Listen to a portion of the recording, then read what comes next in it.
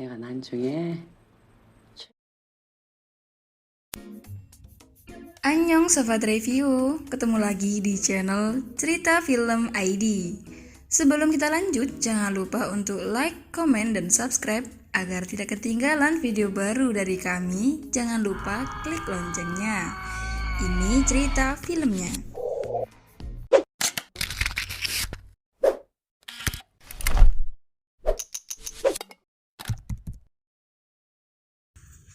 Bagaimana jadinya jika seorang bos besar bertukar jiwa dengan pelajar yang sering dibully? Gak bisa dibayangin gimana perubahan yang harus mereka alami. Kali ini, Nuna bakal nyeritain alur cerita film The Dude in Me. Film yang rilis pada tahun 2019 ini menceritakan pertukaran jiwa antara seorang gangster dan juga pelajar culun yang selalu dibully. Film ini mendapat rating 6,9 dari 10 di situs IMDb. Korea Times melansir bahwa tiket film ini nyaris terjual 1,5 juta pada hari ke-8 setelah perilisan loh. Film ini diawali dengan scene sebuah apartemen megah yang ditinggali seorang penjahat dan pengusaha cerdas yang bernama Jang Pan-soo. Ia merupakan seorang menantu dan tangan kanan seorang bos besar. Ia sudah terbiasa melakukan kejahatan-kejahatan ilegal, bahkan ia bisa menggulung habis usaha milik orang lain untuk kepentingannya. Suatu hari, ia pergi mengendarai mobil menuju tempat makan yang pernah ia kunjungi 10 tahun lalu. Hanya dia dan seorang siswa SMA yang memesan makanan di tempat itu, namun karena pemiliknya berbeda dari sebelumnya, masakan dari makanan yang ia pesan pun juga terasa berbeda. Ia kemudian memutuskan untuk pergi. Ketika Jang Pan-soo berniat membayar makanannya, siswa yang di depannya tadi terlihat terburu-buru pergi setelah mengangkat telepon. Ketika hendak membayar, ia kehilangan dompetnya. Namun, Mbah yang punya warung pun menyuruh siswa tersebut untuk pergi. Dan tentu saja, ia menyuruh Jang Pan-soo membayar makanan siswa tadi dengan mengatakan bahwa ia akan memberinya hadiah. Dari sini, belum ada sesuatu yang mencurigakan dari ucapan si Mbah. Di tengah jalan, ia harus menghentikan mobilnya karena truk pengambil sampah memenuhi jalan. Dan tiba-tiba, seorang siswa SMA jatuh dari atap gedung dan mengenai Jang Pan-soo yang ada di bawahnya. Ia kebingungan ketika ia baru siuman di rumah sakit. Semua orang memanggilnya dengan sebutan. Hal yang mengejutkan ketika ia berjalan ke kamar sebelah, ia melihat tubuhnya terbaring koma di ranjang. Dan saat melihat kaca, ia makin terkejut karena ia melihat keajaiban yang mengerikan.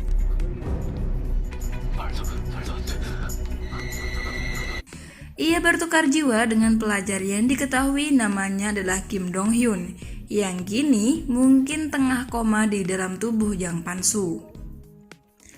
Ayah Dong-hyun menghampirinya dengan menangis. Ketika bertemu dengan dokter mengatakan bahwa dia mengalami gegar otak sehingga dia berperilaku seperti orang lain. Dia pun akhirnya mengingat ulang kejadian yang dialaminya. Mengetahui bahwa semua ini perbuatan si Mbah, ia tak tinggal diam. Ia langsung meluncur ke warung tempat ia makan mie seblak tadi. Pas dia balik, ternyata warungnya lagi dibongkar, guys. Dan ia sama sekali tidak bisa menemukan si Mbah, bahkan identitasnya pun tidak dikenali. Goib guys si Mbah ini. Ia memutuskan untuk pulang ke rumahnya, namun istrinya mengira bahwa ia seorang pencuri. Walaupun si Pak Pan-soo ini sudah menjelaskan siapa dirinya. Tentu saja istrinya tidak akan percaya. Karena panik, istrinya pun memanggil polisi. Setelah berurusan dengan polisi, mau tidak mau ia harus ikut ayah Dong-hyun untuk pulang. Keesokan paginya, ia harus berangkat ke sekolah untuk mengetahui apa yang menyebabkan Dong-hyun terjatuh dari atap sekolah. Setiba di sekolah, ia dan ayahnya bertemu dengan kepala sekolah yang sama sekali tidak mau peduli dengan kejadian yang dialami Dong-hyun. Mereka mengira ini murni Dong-hyun berniat untuk bunuh diri. 만에 뺑이 쳤는지 알아? Kemudian Shin berpindah ke kantin. Cewek ini bernama Hyunjun. Ia teman yang selalu dibela oleh Dong Hyun ketika Hyunjun dibully. Ya, jadinya mereka berdua jadi bahan bulian. Hal yang paling greget waktu di kantin nih. Waktu Hyunjun mau makan, makanannya disiram minuman sama mbak-mbak sok cantik ini. Terus disuruh mamam sama mereka. Jahat banget ya. 어머 미안 실수. Ketika istirahat, Pansu tanpa sengaja bertemu dengan tukang kebuli. Namun, karena dia gangster yang berada di tubuh Dong Hyun, ia berhasil membuat mereka ketakutan. 알겠냐 이 병신아!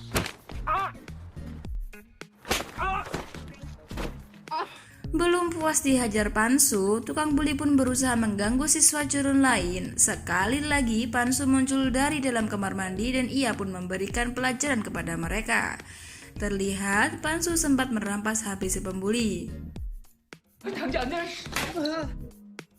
Ketika iseng membuka galeri HP, ia menemukan video Dong Hyun ketika jatuh dari atap sekolah. Ia pun mengetahui bahwa Dong Hyun bukan berniat untuk bunuh diri.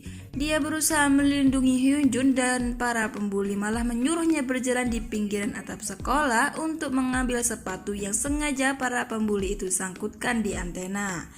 Dan Dong Hyun tanpa sengaja kehilangan keseimbangan kemudian terjatuh dari atas dan mengenai Pansu yang ada di bawahnya. Di sini, scene di mana istri sah Pansu lagi jalan sama selingkuhannya.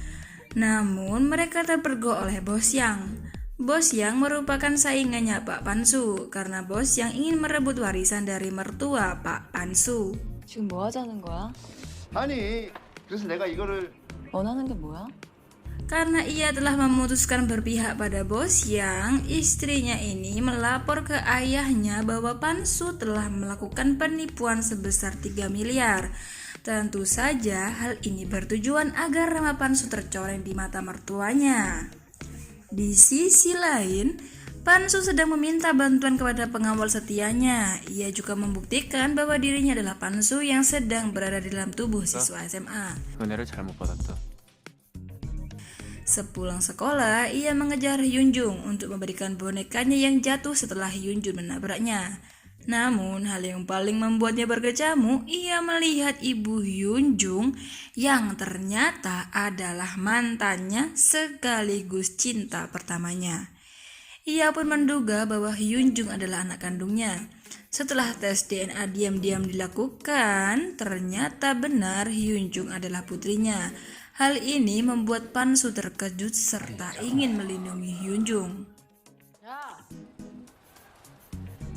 나 아닌데. 네? 체육 시간에 교실에다. 내가 훔쳤다.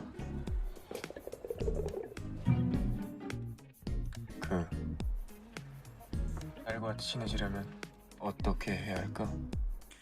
Ketika ia meminta saran kepada pengawalnya tentang kehidupannya dengan Hyunjung, pengawalnya juga memberikan saran untuk memperhatikan penampilan dan kesehatannya. Badannya emang gemoy ya guys. Ia pun akhirnya melakukan olahraga. Ia juga menarik Hyunjun untuk berlatih berkelahi dan benar saja makin handal si Hyunjun. 시키지 말고 저리 가. 그럼 뭐? Di sini benar-benar keren banget perubahannya. Semua siswa menatap dengan terpesona. Jadi ganteng ya guys Dong Hyun kalau kurus, berkat usaha Aju si Pansu tentunya. Malamnya Pak Pansu pun pulang. Ketika memasuki gang, ia melihat ayah Dong Hyun yang saat ini tentu saja dianggap sebagai ayahnya dipaksa membayar hutang oleh segerombolan orang kayak mau ditawur gitu loh. Namun Pansu berusaha menolong, malah jadinya begini deh. 조용해. 피곤해. 이봐. Karena kejadian ini, pengawal setia Pansu langsung menuju tempat peminjaman uang dan berkelahi di sana. Tentu saja ia menang telak walaupun dia sendirian loh. Ia memintanya untuk menghapus semua hutang yang mereka beri kepada ayah Dong Hyun. 종기 그 채무 지우개로 살짝 좀 Keesokan paginya, ketika geng mbak-mbak sok cantik mau ngebully Mbak Hyun Jun langsung balas mereka dengan telak. Wih, keren banget pokoknya. Apalagi pas waktu ngelempar yang satunya. 너 학교 생활 꼬이가 없어. 지금도 충분히 꼬여. 근데 앞으로는 잘 살아보려고. Suatu malam, Pansu menemui Ibu Hyun Jun dan ia sempat melakukan perkelahian di kedainya.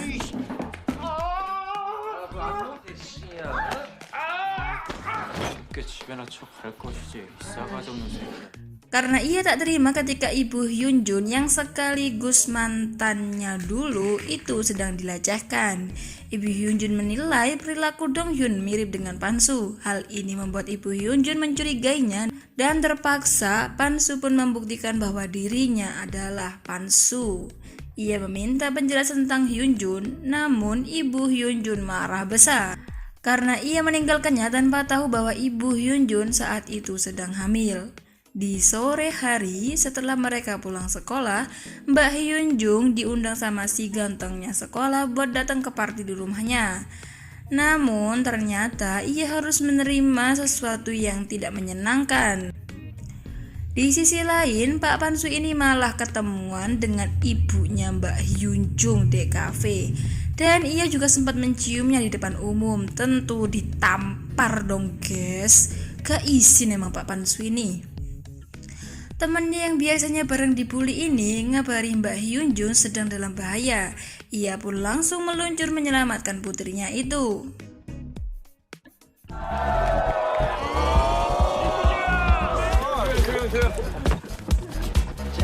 원샷. 아, 난 됐어. 오늘 널 위해서 다 세팅한 건데. 에이 완슈 힐. 아이씨, 말 진짜. 그럼 너 같은 왕따녀는 이런 파티에 왜 초대했겠냐? 네가 뭔데? 너 민호 아버지 누군지 몰라?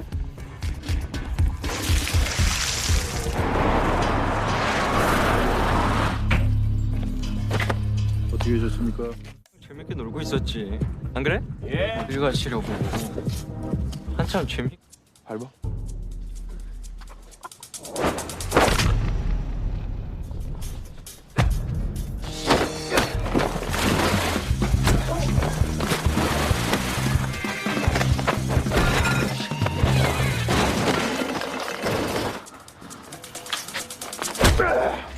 Dan akhirnya pertarungan selesai dengan Pak Pansu atau Dong Hyun ini menang telak. 당연히 뒤질라고 그래.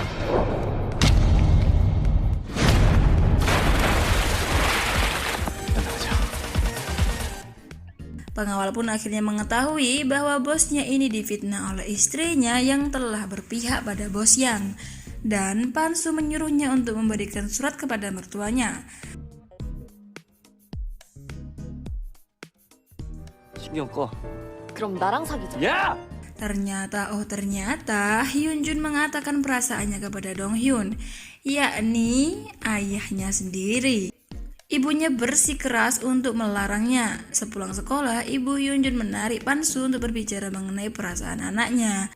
Namun, tanpa diduga, Hyun Jun berada di sampingnya dan terkejut dengan ucapan ibunya, ditambah omongan Pansu yang bilang mencintai ibunya. Sangat membagongkan tentunya bagi Hyun Jun.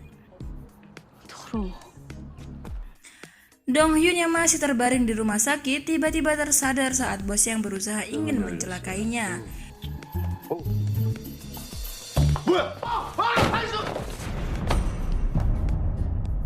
Ia pun pulang ke rumah ayahnya dan bertemu dengan Pansu. 누구랑 많이 다 혹시 나세요? 도둑이야! 아빠! 내 몸! 내가 설명해 줄게. 이 말은 이분이 너고 네가 이분이라는 거 아니야. 너 현정이 좀. Pansu pun meminta Dong Hyun untuk ke rumah Hyun Jun dan berpura-pura bahwa mereka telah bertukar jiwa. Baru tiba di kedai, bos Yang dan anak buahnya harus datang dan menyerang mereka. Pan-soo pun berkelahi dengan mereka, namun perkelahian dimenangkan Ibu Hyun-jun yang mengancam untuk membakar mereka semua dengan gas LPG dan korek api.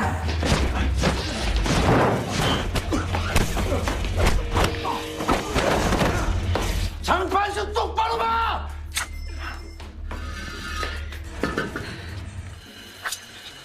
그 사람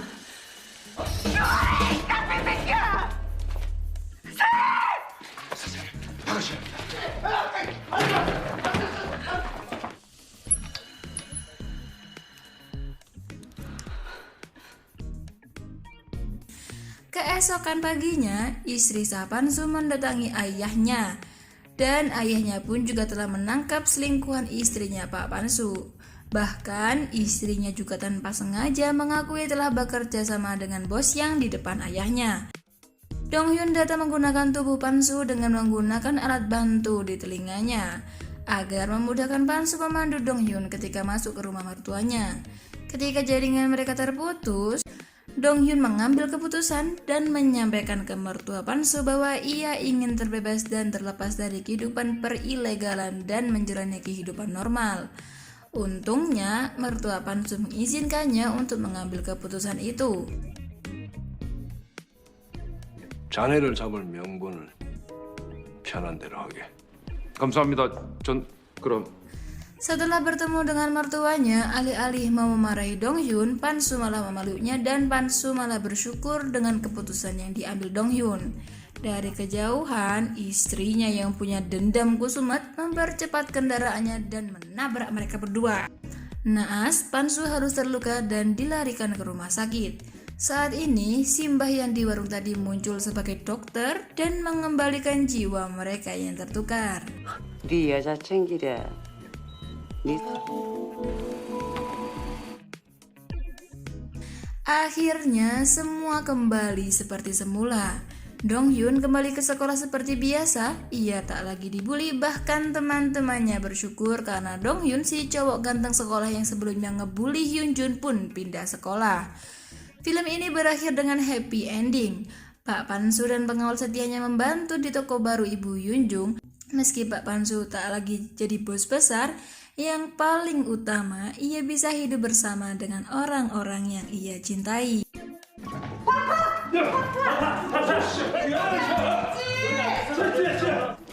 얘들아 빨리 와.